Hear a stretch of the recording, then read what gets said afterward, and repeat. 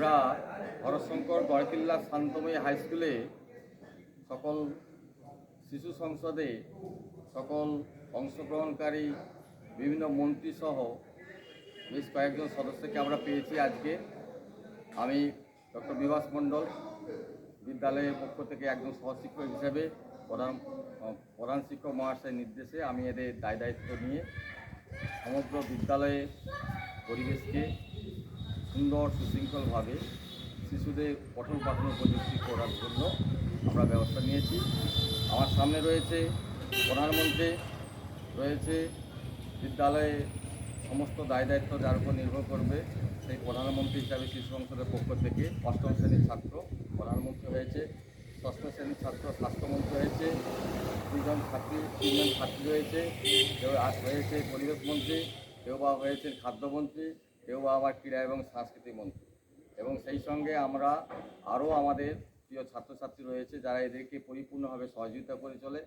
বিদ্যালয়ে পঠন পাঠন, বিদ্যালয়ে পরিষ্কার পরিচ্ছন্ন কীভাবে হবে, চারিদিকে সৌন্দর্যায়ন কীভাবে আমরা সৃষ্টি করব, সেই সঙ্গে প্রত্যেকটি শিশু তার শ্রেণীকক্ষের মধ্যে সুস্থ সুন্দরভাবে যাতে তারা পঠন পাঠনের মধ্য দিয়ে নৈতিক আচার আচরণ শিক্ষায় শিক্ষিত হয়, সেই জন্য আমি এদেরকে নিয়ে আমাদের বিদ্যালয়ে সার্বিক উন্নতি গঠনে আমরা অগ্রসর হয়েছি।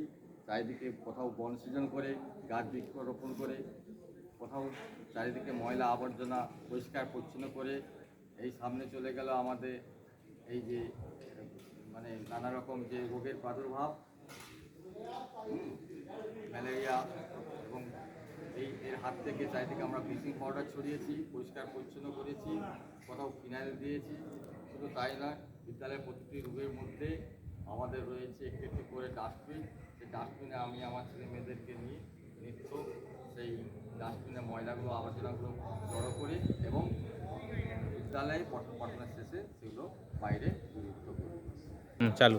এ হচ্ছে আমাদের প্রধানমন্ত্রী অষ্টম শ্রেণীর ছাত্র। বলো, তোমার নাম বলো।